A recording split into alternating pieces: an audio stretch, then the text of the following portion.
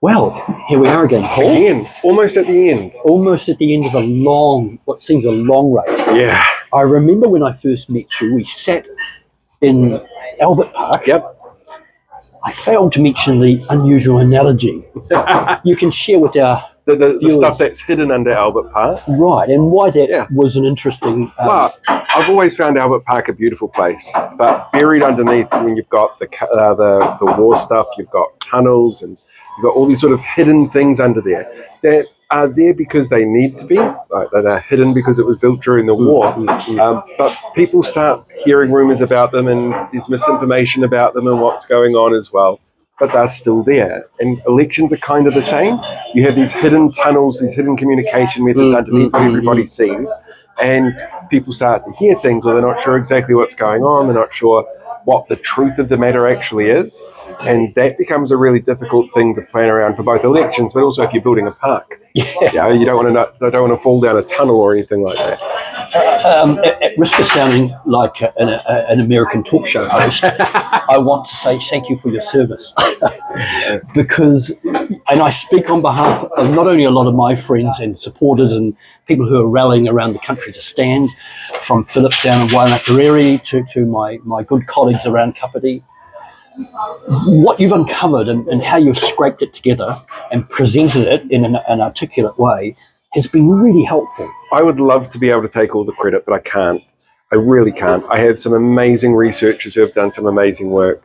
I know a number of people who have worked really hard to bring some of this information to light, who don't do it themselves for various reasons. I'm fortunate enough that I have enough of a public profile and not enough of a brain to realize when to step back sometimes. And it gives me a chance to showcase some of the amazing work that the research team has done. And I'm very fortunate that I get to put my own spin on it and use my own voice to tell the stories that I tell. But I certainly can't take full credit for it, as much as I would love to. You know, elections are funny beasts, and you've been harping on about it like a lot of us have, just with a simple message in the last 2 weeks. As we've seen the voting numbers track, and most councils are publishing that, and we are down in Kapiti as well, of saying, you know, how many people voted. I think the last figures I saw were just edging over 22%, and maybe a bit higher at the moment.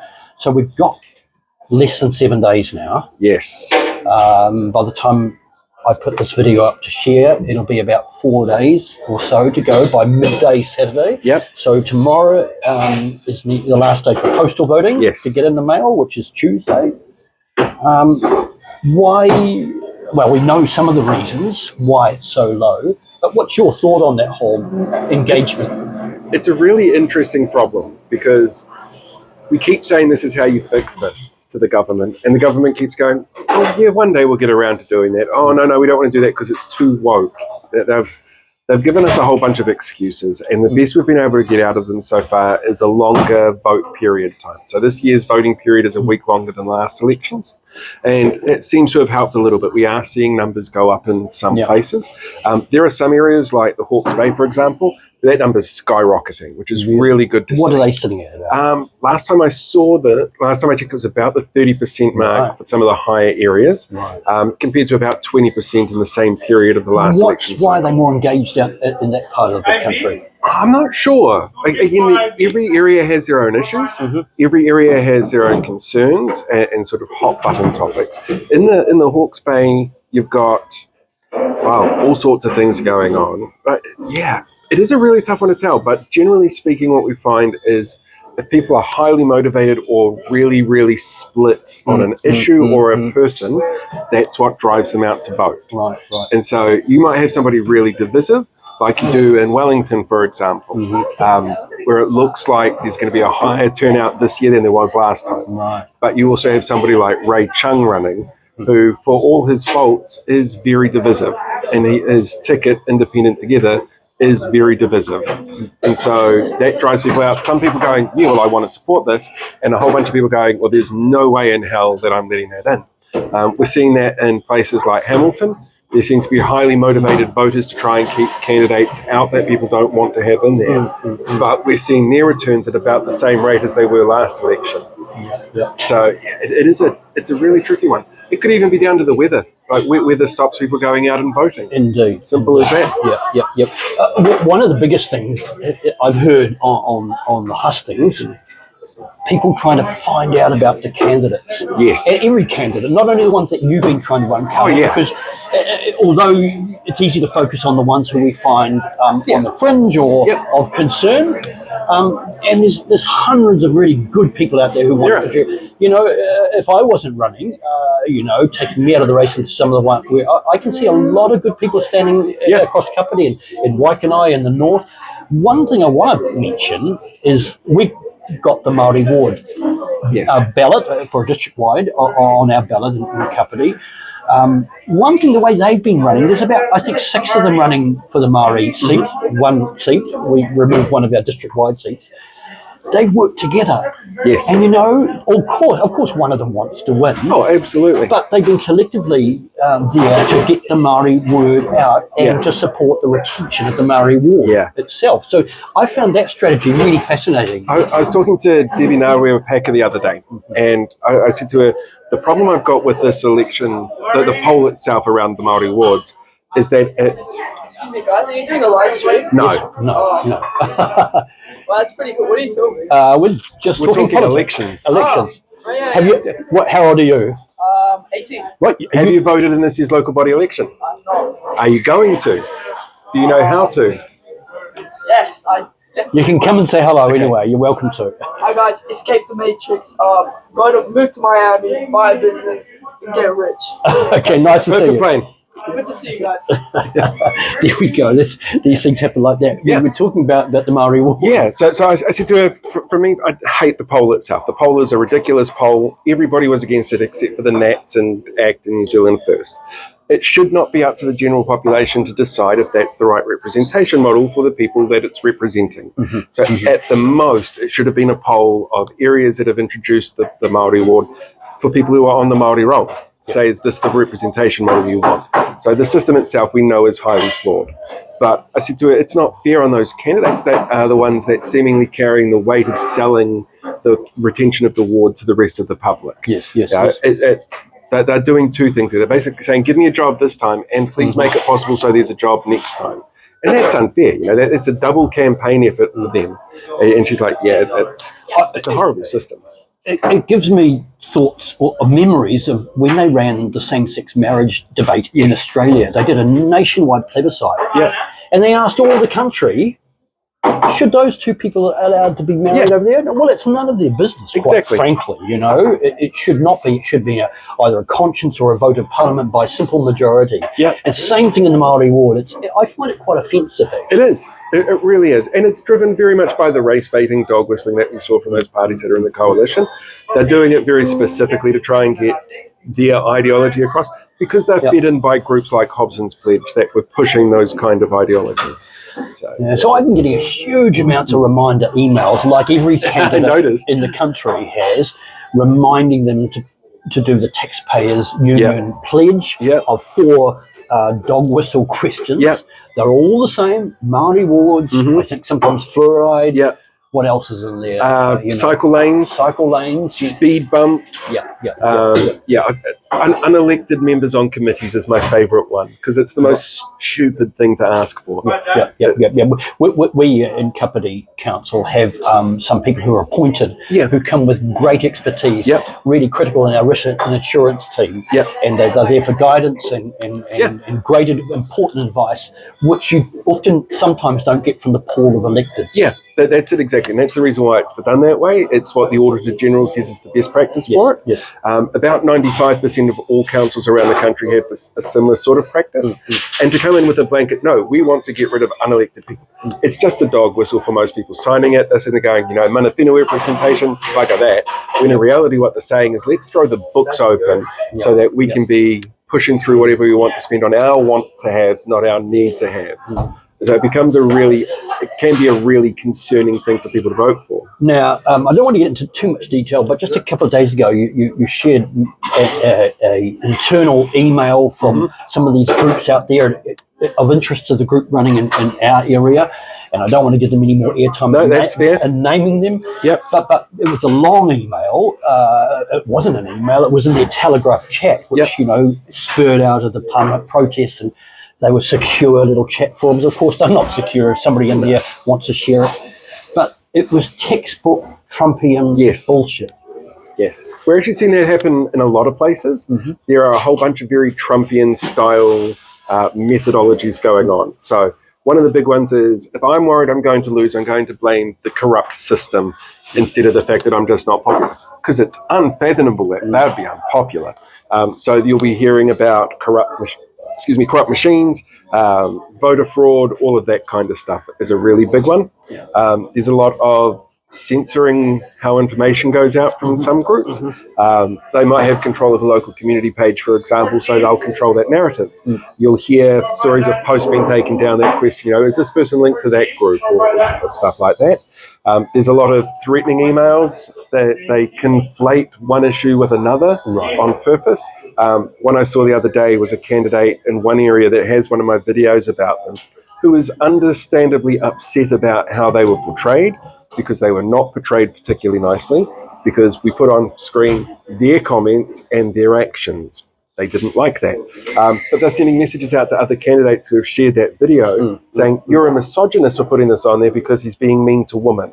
Right. There's no videos that are specifically targeting women. They specifically target an area that people are running, in a ward or a district. Look, a bit like in political life, anybody who has a government email address, it's discoverable. It's not secret. And if you don't want it to be discovered, don't write it. Yeah, that's it exactly. I am happy for people to discover what I've done in the last week down our way. The expenses and allowances are being shared publicly through our council on how each elected member and company has spent and claimed.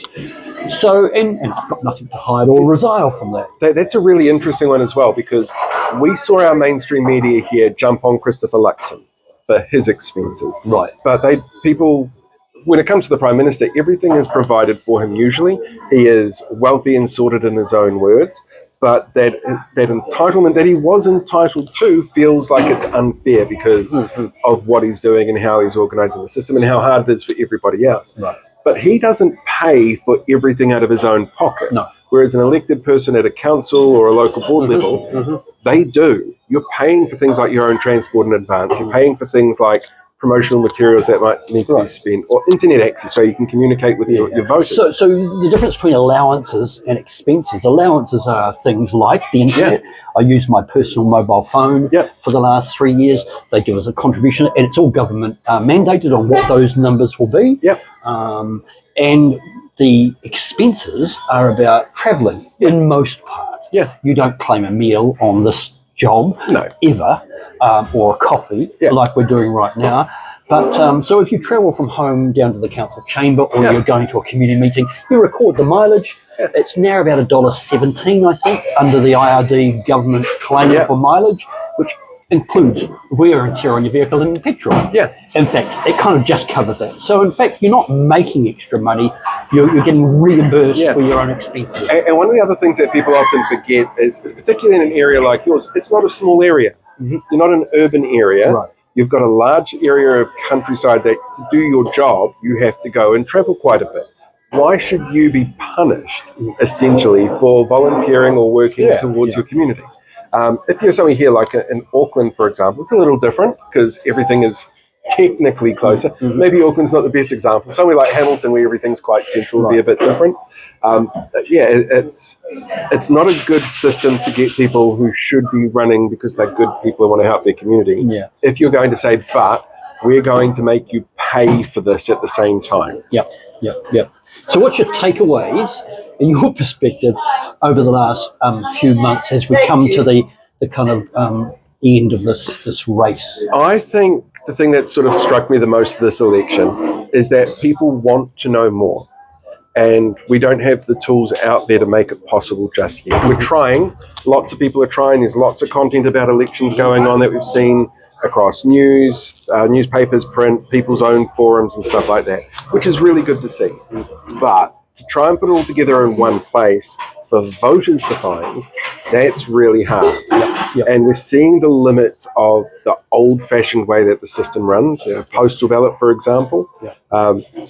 Not everybody has a post box in their community anymore. No. And as you said, Tuesday this week is the last day to post it. That's 5 days before the election. That's ridiculous. The systems are old and antiquated and creaking, and while people are trying to catch up with it and make sure that voters can be informed, the two are inequitable in how they work. I do hope that Honourable Nick Smith's working group, who've done a lot of work on this with local government, and they're reviewing a lot about the local government election process and how it works and where the reform is required. I hope that gets through in this term of the national government. I hope so too. I suspect what they'll find is a lot of what the previous government's working group found and LGNZ's working group found. Which is, we need updated systems. We need to look at things like amalgamation. We need to look at voting methods being universal across the country. I suspect it will be the same because it's the same people doing the research and the same data sets are still there.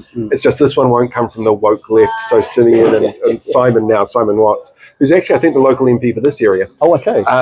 They're not going to be throwing out that from the crowd because it's too woke for everybody.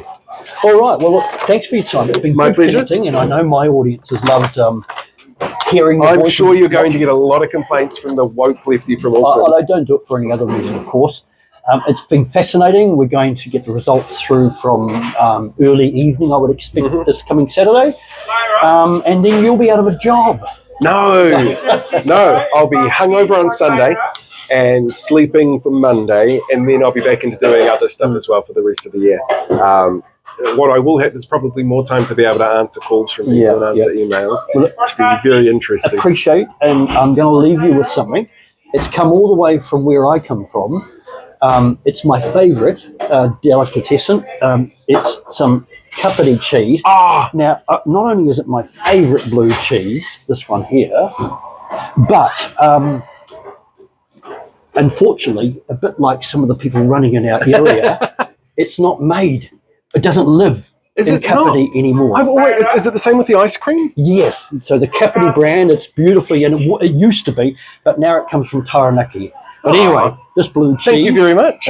Is for you. So that is brilliant. Enjoy. It smells like some of the candidates. Yes, and you might need that with a stiff whiskey or a wine on Saturday evening.